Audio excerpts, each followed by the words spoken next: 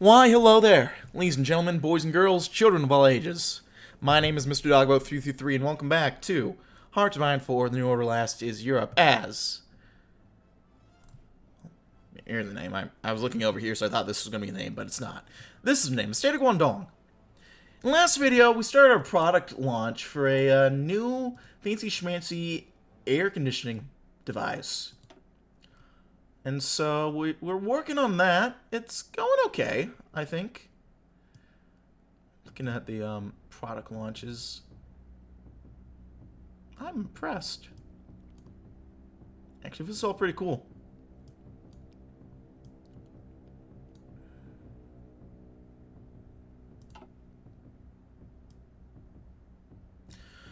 I think we're all doing pretty well overall on all of this, which I'm proud about. Opening for Last of Us series looks interesting, but probably terrible. I've actually heard great things about the new Last of Us show. I'm pleasantly surprised. People seem to really like it.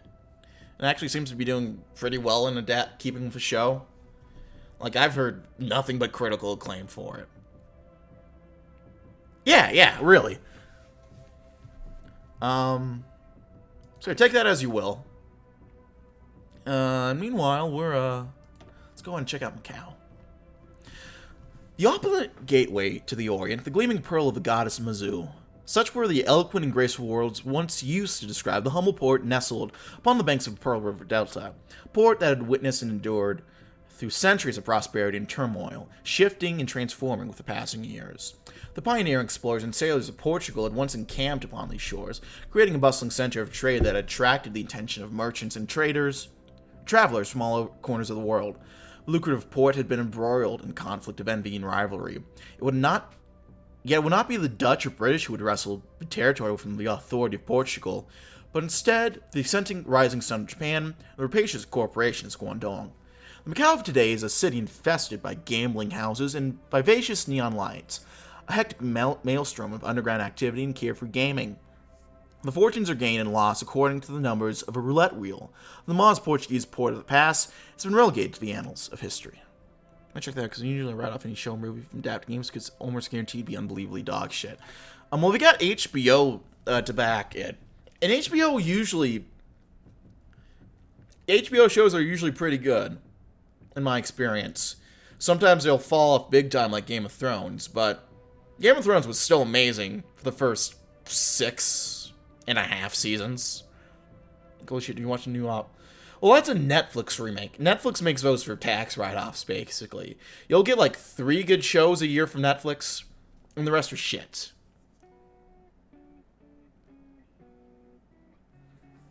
And like for every Ozark, you'll get like 3 Resident Evils. And the Ozarks kind of make up for it, but you still can't ignore it. Let's go ahead and check the budget. Now comes the time where we must compile the reports. Already the bureaucrats are hard at work crunching the numbers. Our GDP and our product launches are the most important statistics. As such, we're ensuring that it looks as good as possible. Let's ensure that Guangdong remains an attractive place for investments, for we need money, and money makes the world go round.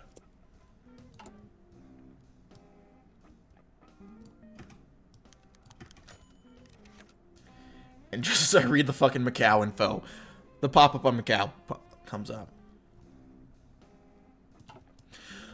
Though it would be easy to dismiss Macau as the least important of the 3 pearls, to do so would be to ignore the shadowy but enormously important role the Underworld plays in the sphere.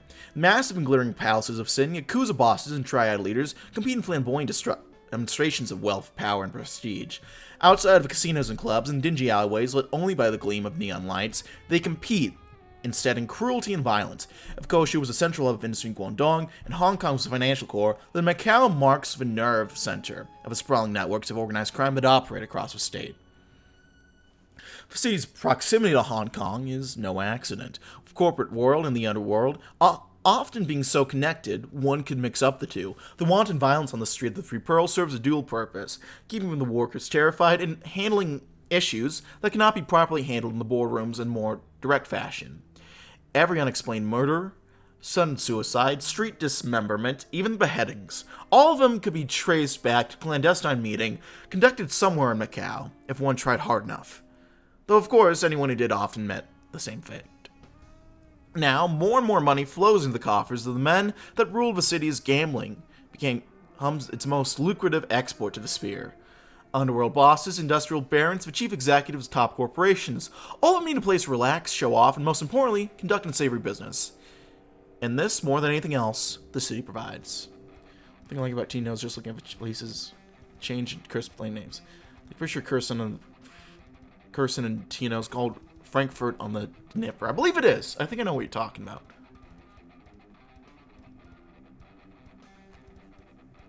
Where's Curson again? I'm trying... Cherson. I remember seeing that. I know you weren't wrong. They might have changed the name, though. Because I swear that used to be the case. But they have, like, 9 November stats now.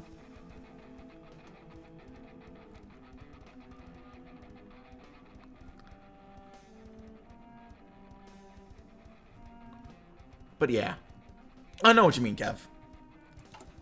I know you're not crazy. I think if you're crazy, I'm crazy with you. Because I swear I remember that too.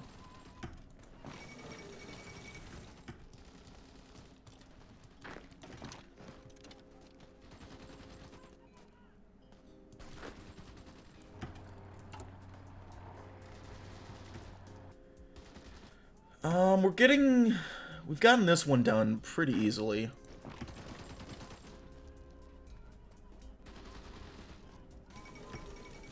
Brazil wins the first World Cup.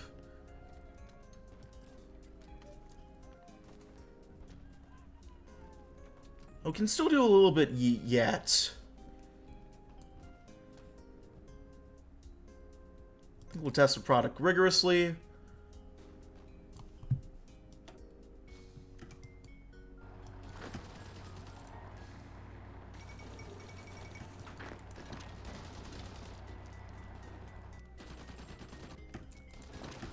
One move in here. It looks like they're defending there, and that would be good for us.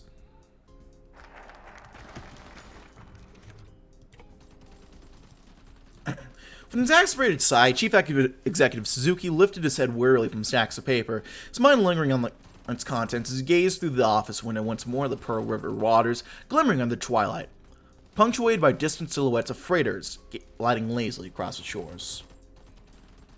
Ever since his assignment not too long ago, Suzuki had developed a habit of picturing the land mass beneath him as a gargantuan, groaning freighter.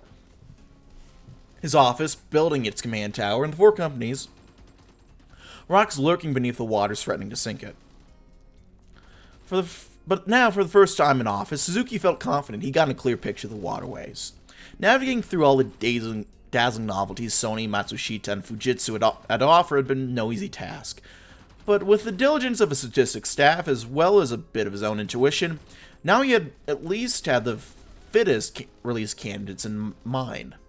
And those displaced peasants, unfortunate souls as some may claim, Suzuki simply couldn't bring himself to sympathize with their woes at the moment. The package of massive mineral yields plus cheap labor was simply too much of a godsend to pass up. Numbers don't lie, after all. Suzuki shifted his gaze back to the stack of reports, and before he knew, he was already back at work shuffling through the papers, scrambling down last-minute comments on one page and instructions for tweaking on another. Only vessels built from impenetrable steel can weather the heaviest storms, and right now Suzuki can already see the steel plates falling into place as he stands tall and proud at the helm of the freighter named Guangdong, and it's readier than ever for most glorious voyage. But first, to keep our benefactors on board.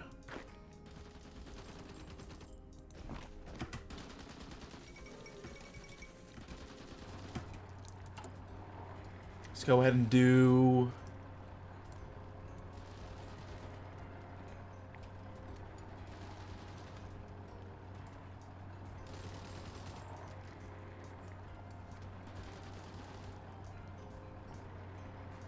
Let's sort out the police situation. Police in our fractured state of Guangdong have long been plagued by more than only crime as of late. A number of problems have arisen that have severely compromised their ability to combat crime on their own, including inefficiency, corruption, limited forces available, unwillingness to combat entrenched criminal elements. The list continues. Suzuki is determined that the current situation demands change, though many are all too aware that these efforts are set to achieve limited effect. At the very least, the chief executive hopes he will be able to organize his meager force into better shape for the sake of our people and our territory's security. This guy's sick. That's annoying.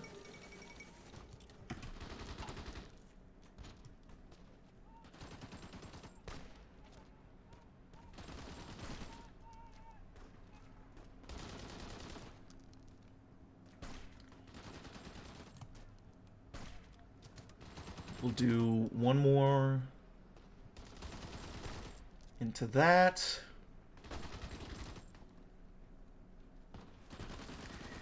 I don't want to push it too much, so I think we might just leave it there. I'll get more rifles. We might need a few more rifles soon. Oh.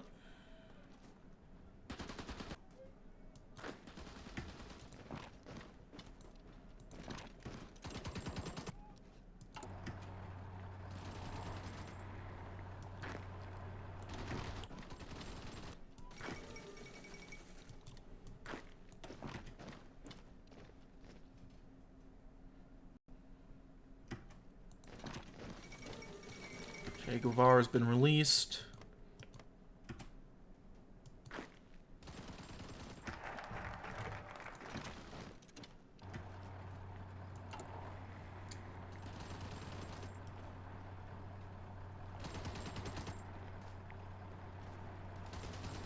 Got a few more days. We have incredible interest and quality. I'm feeling good on this.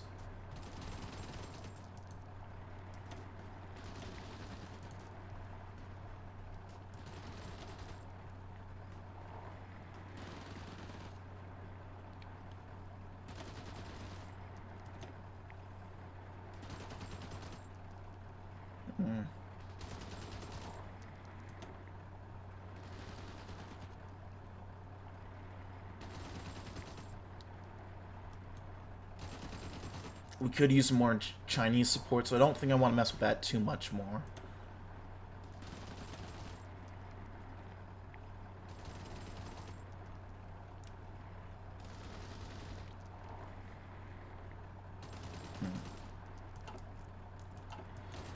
Okay, let's go ahead and meet with the Kenpai Tai command.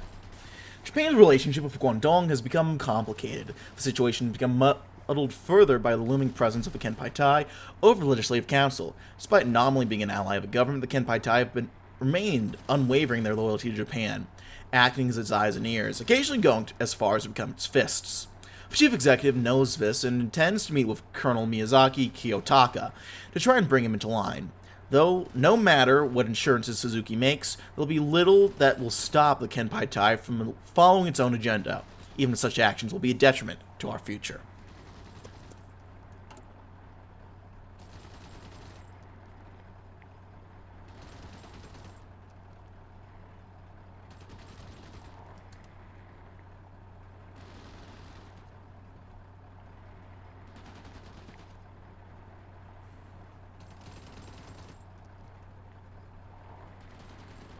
I think we'll leave this as it is.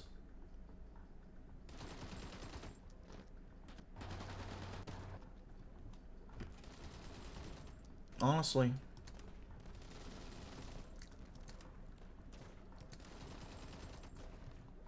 We're launching in 6 days.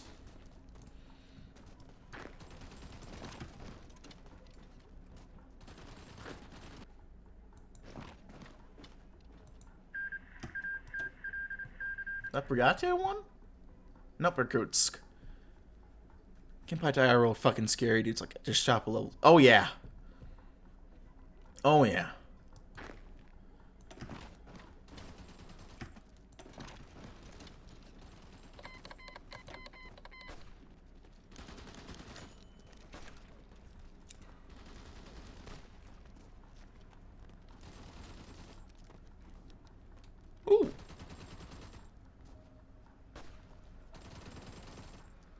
A similar approach, the employees of a Soon-Key wholesale company found it wasn't the work that killed them, it was the heat.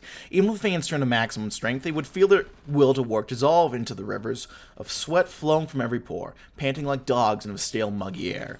Their initial misgivings about the box installed in the office windows wouldn't let more hot air in were quickly dispelled. After just 30 minutes of feeling the brisk chill settle over the office, they'd only praised for the Matsushita W31 air conditioning unit. Office life quickly reoriented itself around the W31. The employees quickly discovered which desks were close enough to be comfortable without being freezing. The management learned that the cost of keeping it on largely paid for themselves in productivity. The complaints from outside passersby about dripping water were ignored. And as for the factories, well, no one paid them much mind in the first place. Cold comfort. Hehe.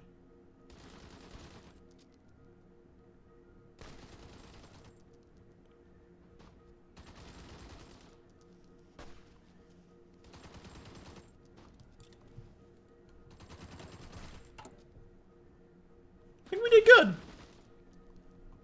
Okay, we finished up the river crossing conditions that we needed.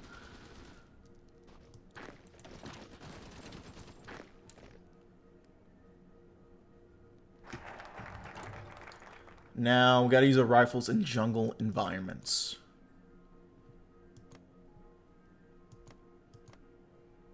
That's weird. This isn't a jungle. That is weird. Proved ourselves as real Night City legends on this one, gents. Yes, we have. Yes, we have.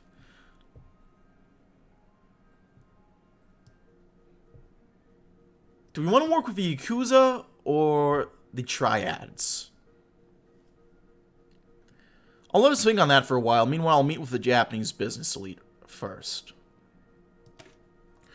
The Japanese expatriate class in Guangdong, aristocrats, bankers, industrials, investors, generals, hold similar power and influence far in excess of their small numbers, clustered in the urban heart of Kaohsiung, Macau, and Hong Kong. Guangdong was largely established for their benefit in the tumultuous period after the war. Even if we feel that their actions are self-serving in the extreme, we can't risk running afoul of them and having them raise a ruckus. Fortunately, though, they would do anything to protect their interests against the Cantonese Japanese, especially the Chinese. But same self-interest can easily be applied. And Suzuki is no stranger to whining and dining the elite.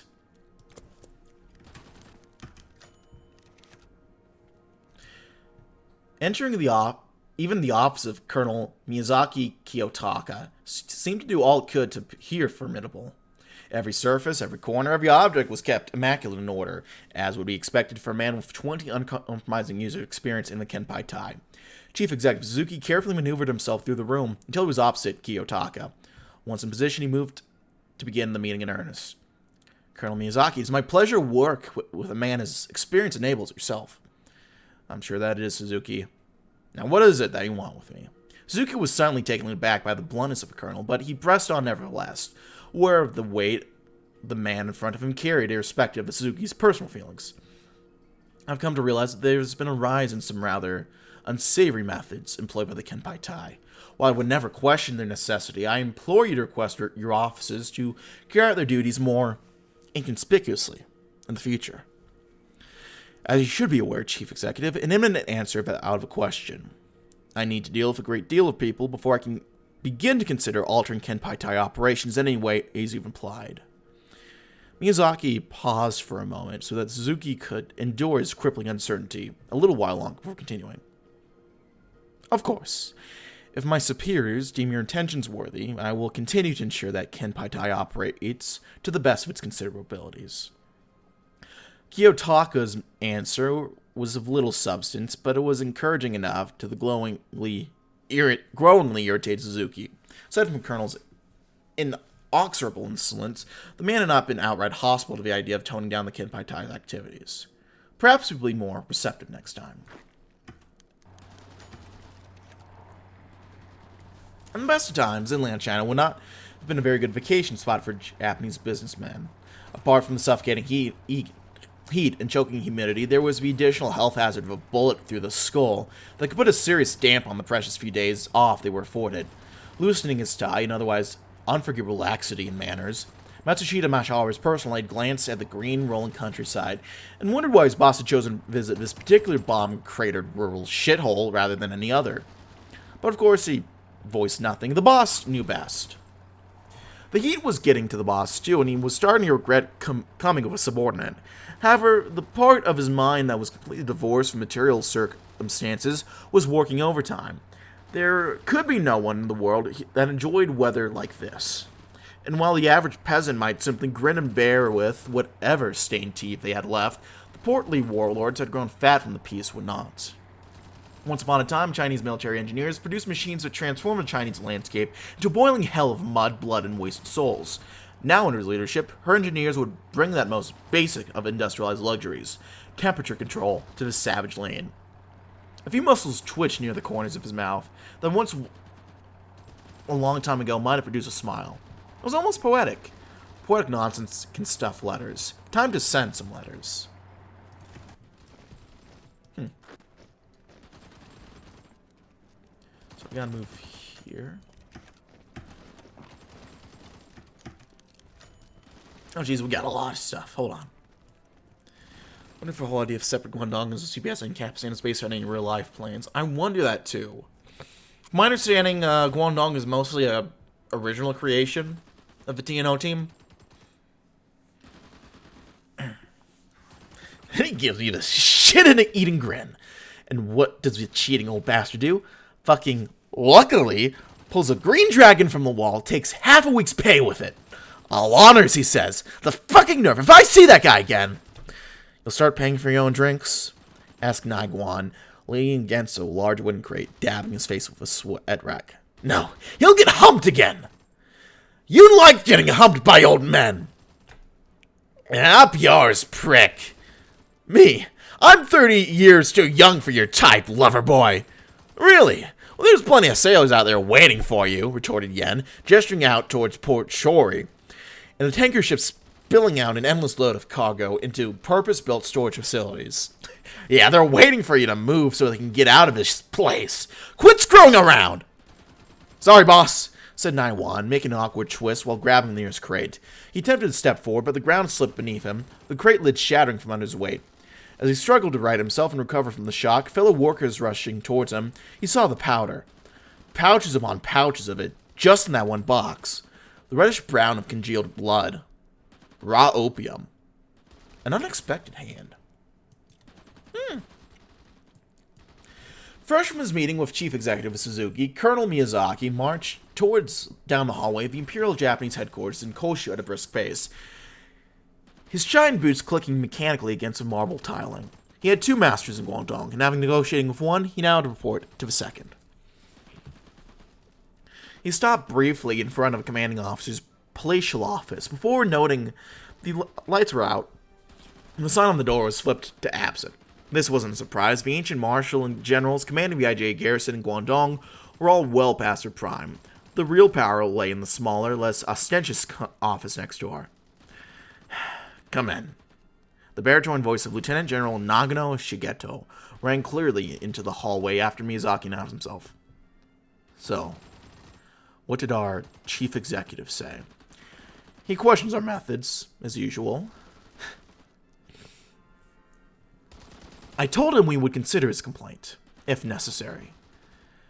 Necessary, it is not. The police are ineffectual and corrupt, and our own resources are finite. If we cannot address the deficiencies in the police, then we must pick up the slack, in our own way. We change nothing until Suzuki asks again, and then I will have Tokyo intercede. Miyazaki nodded in affirmation as Nagano stood and walked to the Shingunto hanging from the wall. But Chief Executive, as experienced as he is, does not know the Chinese as we do, Colonel. Politicians always ask the impossible when it comes to the China front, without acknowledging the cost involved. But pay the cost we must. Such is our fate as military men.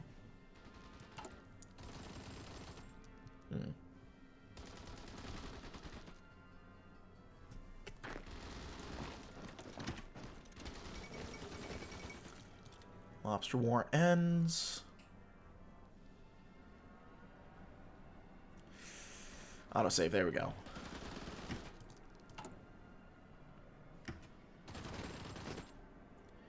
these guys get their org. Now we gotta let these guys get their org back. Then we'll go ahead. Wait till they fight. That doesn't going better than I thought it would be. Same, honestly. We're almost 3 out of 5. Optimally, I'd like to get 5 out of 5, but there's only so much we can do, so that's not bad. We're also about halfway there. Granted, we have a little bit more time that we need to get to, but actually, I notice arm expenditure is kind of high, or lower, because I cut it off. I might want to up it a little bit.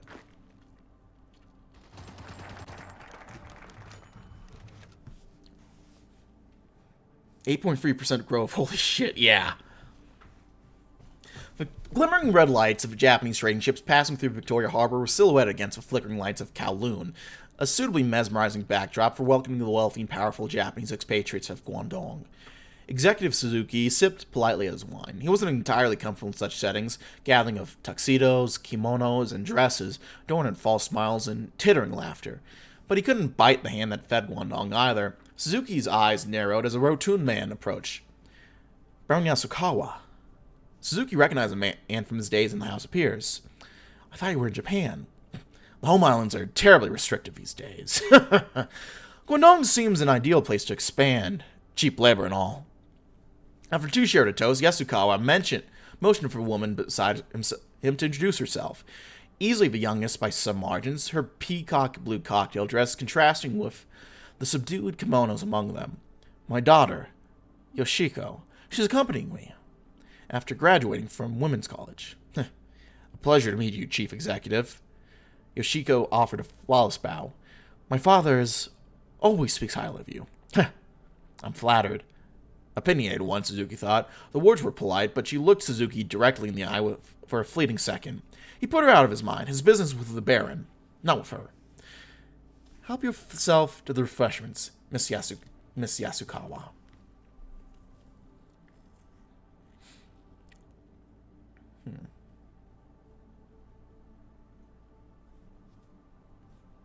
I think I might tort the Cantonese Japanese next. God damn, my foot's asleep. Fuck. The Cantonese Japanese, or Zujin as the local Cantonese, are a myriad and a diverse lot, a collection of local contractors, amenable notables, popular entertainers, and the salaried civil servants and police that form the backbone of Guangdong's government. They've all come to realize that the working with Japanese in the cause of Pan-Asianism is to their benefit, forming a class in between the Japanese expatriates and the Chinese poor that can be counted upon to support the government. Taking care of them and reassuring them that their livelihood will not be trampled on by the Japanese or endangered by the Chinese is absolutely essential. I wonder.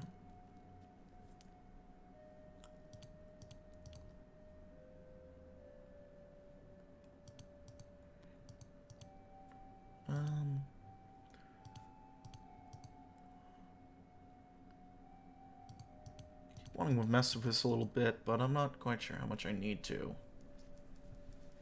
I'll leave it here for now. We'll wait for these guys to do a major invasion.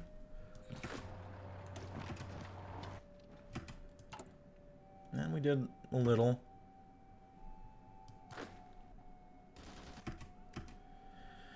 Huh.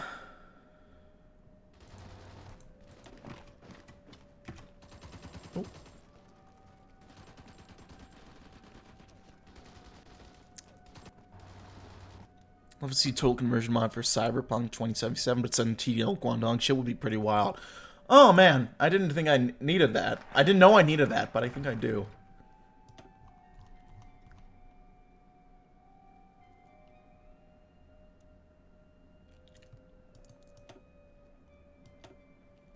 We're going pretty reliably.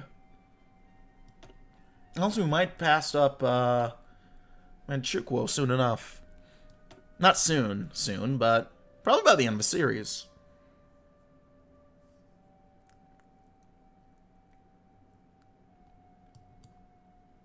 Let's go ahead and motivate the Chinese workforce. The vast majority of Guangdong's population, even 2 decades after the establishment of the territory, is composed of poor Chinese manual laborers and factory workers across both Guangdong's urban and rural regions. They are also unsurprisingly the most restive parts of the population. And while most Japanese companies in Guangdong work themselves as hard physically, sustainable for meager pay, many find time to participate in an increasing number of distant movements. For the time being, at least, Suzuki will authorize motivational actions for the Chinese, shelving plans to shorten lunch hours, putting an extra rest day on for once every 2 months. That isn't enough to keep them working without complaint. There are, of course, alternate methods of motivation. Chief Executive Suzuki asked for Li Kaixing to present himself in Koshu for discussions, and Li had obliged, a faint smile forming as he sat on the opposite side of a desk. The noon light reflected dimly on the balding head. What Suzuki had not expected, however, was for Morita Aiko to be accompanying Li, fitting the chief executive with a steely glare. Morita, could you wait outside?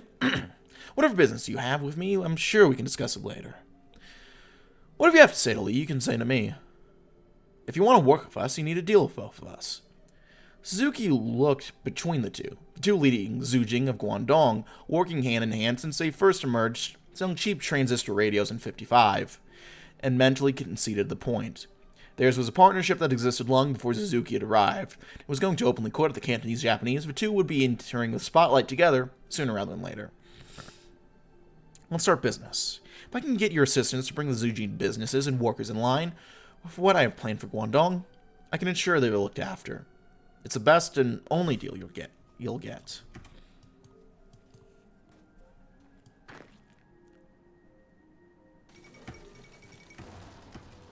There we go, go.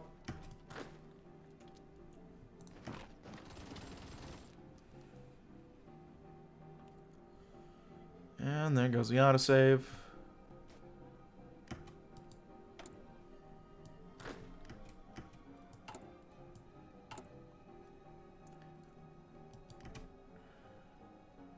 Poverty is slightly going down, well, granted, I don't really think, Guangdong isn't really much of a, poverty reduction powerhouse, if I had to guess. I almost want to move back a little bit, see if that will egg on something.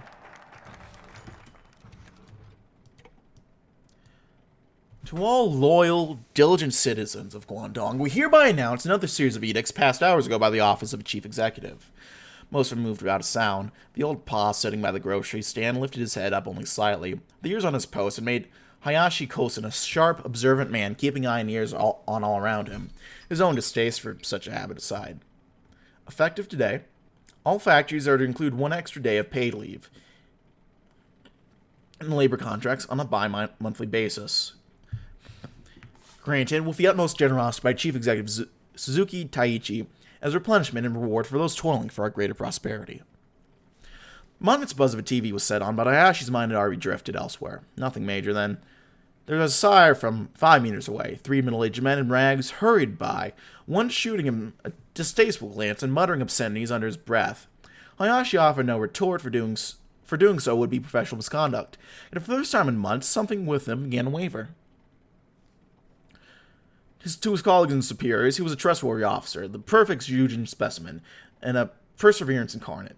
To himself, he was but a wanderer stranded in between worlds, seen as an outsider by those above him, and an outcast, a traitor even, by those he left behind. The one persistent burden on his back, however, was his struggle for paychecks, and for recognition, for his own place in the society of artifice. And here he was today, confronted by those again, by the stagnant reality, the predicament of those of his own blood. So Lem Hao Chiu lost himself in thought, until Hayashi Kosen stood back up and shook it all away. He had a job to do, after all. So we have to choose between Ho and Hideki.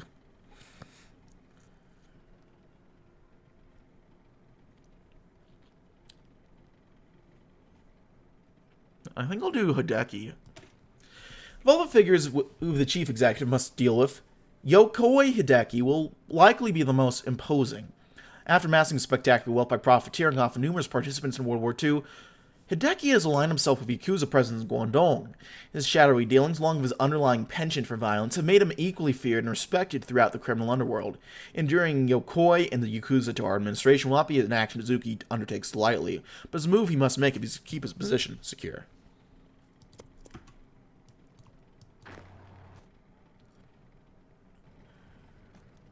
Oh! Here come the Americans! Oh shit! Well, this is going to be interesting. Oh, God. Okay, move in here.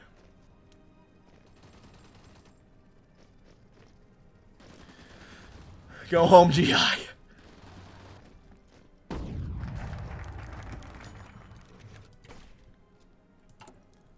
Honestly, we're getting more action than we were before. This is, strangely enough, going to be good for us. I'm going to move here so we can get some mountain action. The office of Yokoi Hideki was a much more familiar environment for the chief executive. With soft beige tones and deep leather chairs, Suzuki knew that this was a place he could do business, and seeing the equally businessman-like man sat before him, his intentions only became more firm. Chief executive, it's a pleasure to meet you. As it is to see you, Yokoi. Let's discuss the future of Guangdong. That seems awfully vague. Perhaps we could discuss more concrete matters.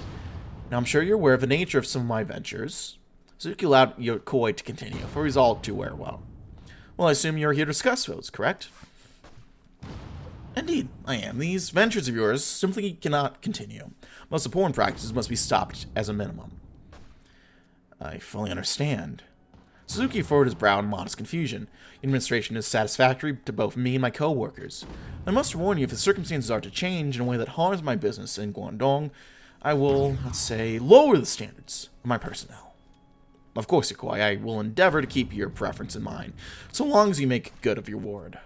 The meeting had indeed been as straightforward as Suzuki has hoped, and even though he remained conscious of Yokoi's worst deeds, he was unshaken. This man was nothing more than another figure of him to deal with. Whatever he did outside of these meetings, so long as it possessed no harm to his position, was of no concern to him. He'd better stay true to his word. Let's do the security situation. After observing the three ethnic groups of Guangdong, Chief Executive Suzuki has now had enough data to compile a report summarizing the security situation. Holistic reevaluation policies concerning local security will be provided. Will provide an indicative estimate of how best to assess and improve the security situation. Or at least that's what we'll title of report to Tokyo, while Chief Executive Suzuki comes up with his next plan of action. Go, quick. There we go, we're getting our mountain action.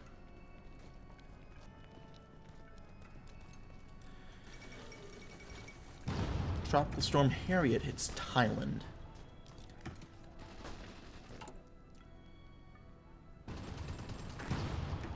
Ooh.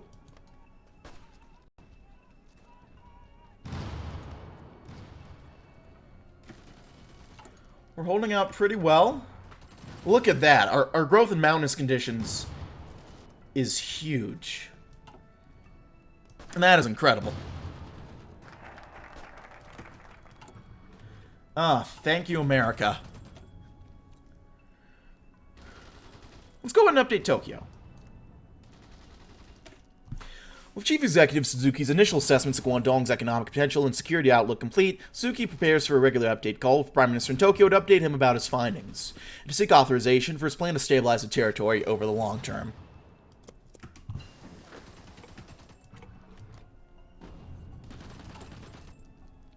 I might head over here real quick. Ooh. And that's actually okay.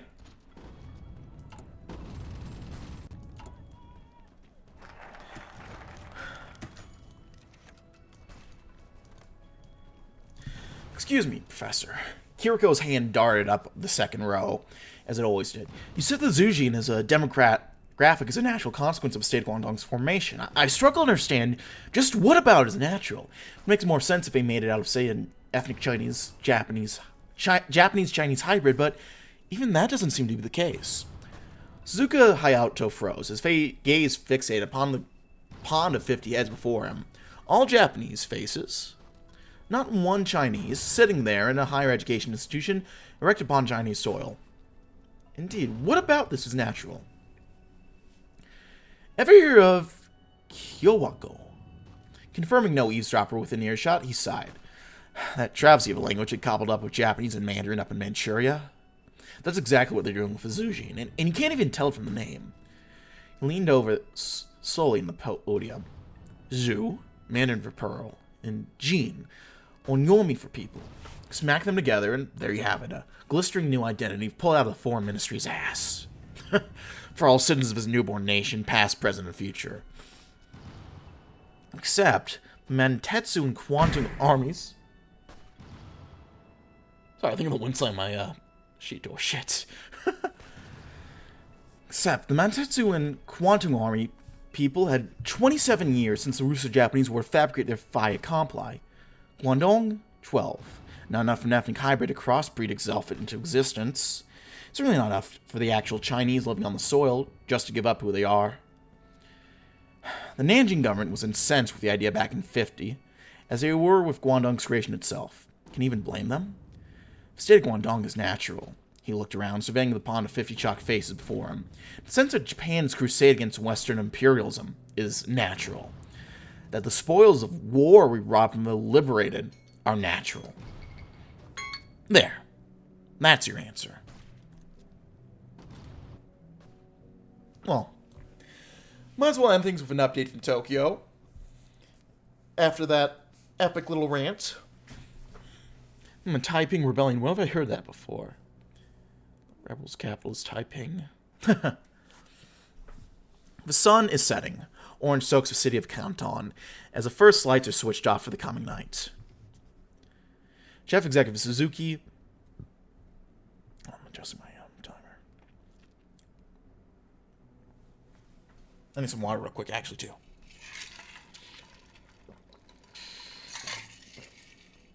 Chief Executive Suzuki sits in his office, filling out the last of the paperwork for the day.